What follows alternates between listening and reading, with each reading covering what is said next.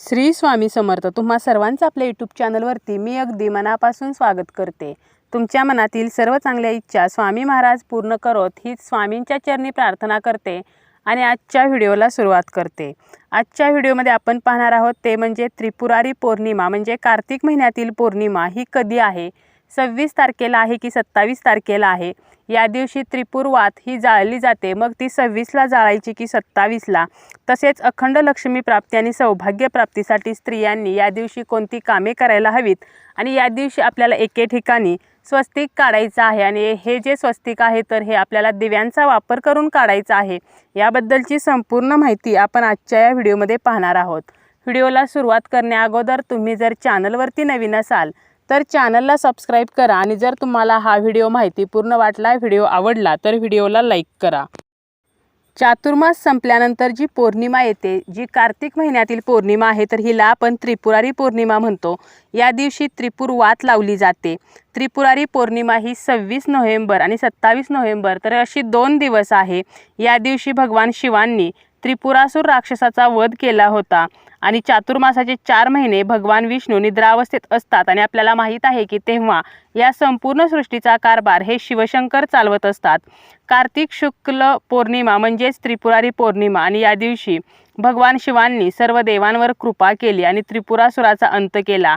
आपल्यासुद्धा जीवनातील अंधकार दूर व्हावा, नकारात्मकता दूर व्हावी, आपल्या आयुष्यातील समस्या ज्या आहेत तर या समस्यांचे निराकरण व्हावे तर यासाठी या दिवशी त्रिपुरवात ही शंकराच्या मंदिरामध्ये किंवा कोणत्याही मंदिरात आणि जर तुम्हाला मंदिरात जाणे शक्य नसेल तर घरीच ही त्रिपुरवात जी आहे तर ती जाळली जाते.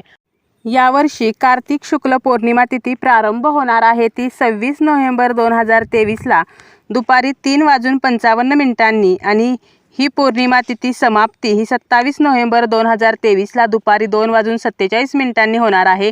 उदय तिथीनुसार 27 नोव्हेंबरला पौर्णिमा आहे, परंतु त्रिपुरवात जी आहे तर ती प्रदोषकाळी जाळली जाते आणि त्यामुळे त्रिपुरारी पौर्णिमा ही 26 नोव्हेंबरला साजरी केली जाणार आहे. या दिवशी शिवपूजन करणे, त्रिपुरारी पौर्णिमेचे पूजन करणे तर या गोष्टी केल्या जातात. परंतु जर काही कारणाने तुम्हाला जर रविवारी 26 नोव्हेंबरला त्रिपुरवात जाळणे शक्य झाले नाही तर तुम्ही 27 नोव्हेंबरला ही त्रिपुरवात लावू शकता. या दिवशी त्रिपुर दैत्याचं प्रतीक म्हणून या त्रिपुरवातीचे हवन केले जाते. त्याप्रमाणेच गणपती बाप्पा आणि शिव तर यांचे सुद्धा विधिवत पूजन हे या दिवशी केले जाते आणि ज्यांना शक्य आहे तर त्यांनी घरच्या घरी या दिवशी हवन सुद्धा करावे. कोणतीही पौर्णिमेची तिथी ही आपण उदय तिथीनुसार साजरी करत असतो, परंतु त्रिपुरारी पौर्णिमा ही 26 नोव्हेंबरला साजरी केली जाईल कारण 27 नोव्हेंबरला दुपारीच पौर्णिमा तिथी समाप्ती होणार आहे आणि आपल्याला माहीत आहे की शिवांचे पूजन हे प्रदोषकाळी केले जाते. त्याप्रमाणेच जी त्रिपुरवात आहे तर ती सुद्धा प्रदोषकाळी लावण्याची परंपरा आहे आणि त्यामुळेच आपल्याला ही त्रिपुरारी पौर्णिमा 26 नोव्हेंबरला साजरी करायची आहे. आता ही त्रिपुरारी पौर्णिमा साजरी का केली जाते तर त्रिपुर दैत्याने ब्रह्मदेवांची आराधना केली होती आणि त्यांना संतुष्ट करून त्याने त्यांना एक वर मागितला होता. इतर देवांनी त्याच्या या आराधनामध्ये विघ्न आणण्याचे पुष्कळ प्रयत्न केले होते, परंतु ते व्यर्थ गेले आणि ब्रह्मदेवांनी त्याला प्रसन्न होऊन वर दिला आणि त्रिपुरासुराने ब्रह्मदेवांना वराच्या स्वरूपामध्ये अमरत्व मागितलं होतं. त्यांना अमरत्वाचे वरदान देणे भाग पडले आणि त्यामुळे सर्व देवदेवतांना त्याने सतावून सोडलं होतं. भगवान विष्णूंनाही त्याचा प्रतिकार करता आला नाही. तेव्हा शेवटी भगवान शंकरांनी 3 दिवस युद्ध करून कार्तिक पौर्णिमेला त्रिपुरासुराचा वध केला आणि देवांचे गेलेले वैभव हे परत मिळवून दिले.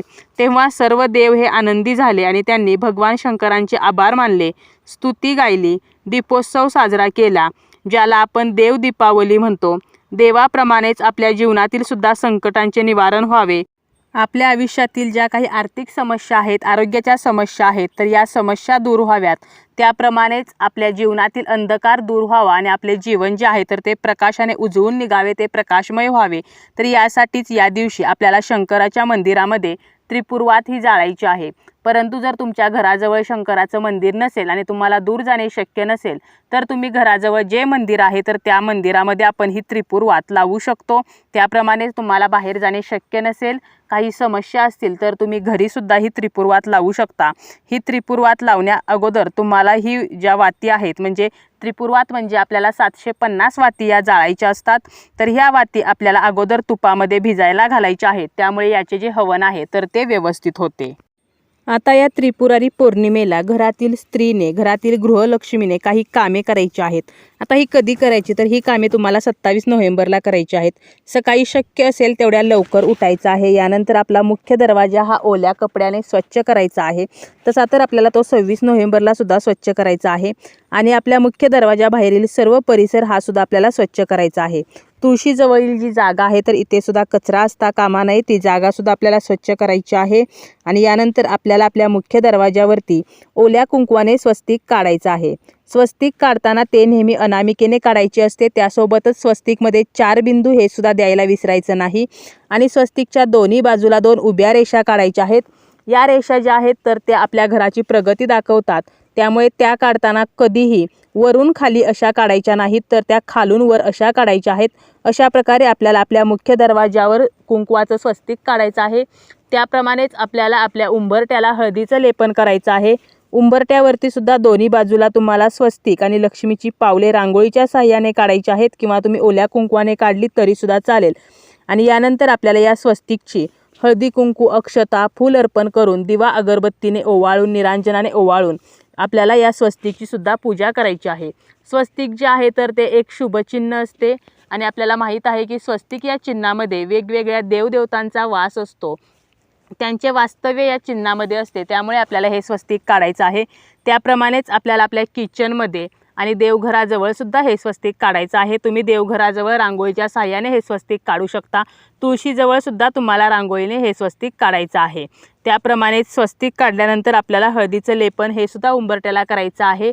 आणि हे केल्यानंतर अजून आपल्याला कोणती कामे करायची आहेत, तर आपल्याला आपल्या देवघरामध्ये तसेच तुळशीजवळ या दिवशी संध्याकाळी तुपाचा दिवा हा आवर्जून लावायचा आहे. या दिव्याची वात ही आपल्याला लक्ष्मी प्राप्तीसाठी उत्तर दिशेला करायची आहे. आपले पूर्वज आणि 33 कोटी देव हे आपल्या उंबरट्यावरती असतात, आपल्या मुख्य दरवाजात असतात, तर असे मानले जाते. त्यामुळे आपल्याला हे सर्व करण्या अगोदर सकाळी उठल्याबरोबर आपल्याला आपल्या उंबरट्यावरती पाणी शिंपडून घ्यायचं आहे, ज्यामुळे आपले पूर्वज जे आहेत, तर ते तृप्त होतात. त्याप्रमाणेच 33 कोटी देवतेचे आशीर्वाद हे सुद्धा आपल्याला मिळतात. या पौर्णिमेलाच त्रिपुरासुराचा वध हा भगवान शिवांनी केला होता. त्यामुळे आपल्याला या दिवशी म्हणजे 27 नोव्हेंबरला आपल्याला जेवढे जमेल तर तेवढे शिवांचे नामस्मरण हे करायचे आहे. त्याप्रमाणेच आपल्याला विधिवत शिवपूजन हे सुद्धा या दिवशी करायचे आहे. तसेच तुम्हाला या दिवशी तुमच्या घरामध्ये कलह, वादविवाद या गोष्टी करायच्या नाहीत. तर घरातलं जे वातावरण आहे, तर हे वातावरण आपल्याला प्रसन्न ठेवायचं आहे. त्याप्रमाणेच या दिवशी मांसाहार, मद्यपान, तर या गोष्टीसुद्धा आपल्या घरामध्ये वर्ज्य करायच्या आहेत. त्रिपुरारी पौर्णिमेच्या दिवशी म्हणजे 26 नोव्हेंबरला आपल्याला एक स्वस्तिक दान करायचं आहे. आता हे कसं करायचं, तर तुम्हाला काय करायचं आहे बघा. आपण या दिवसालाच देव दीपावली असं सुद्धा म्हणतो. आणि आपल्याला माहीत आहे की सर्व देवदेवतांनी हा दिवस दीपोत्सव म्हणून साजरा केला होता.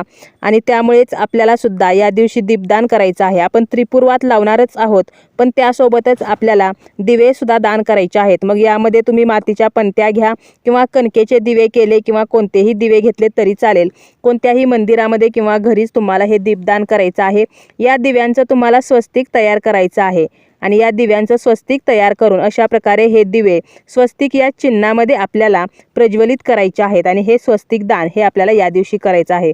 या दिवशी आपण जेवढे दीपदान करू, जेवढे दिवे प्रज्वलित करू, तर त्याचे आपल्याला फळ हे सुद्धा मिळणार आहे.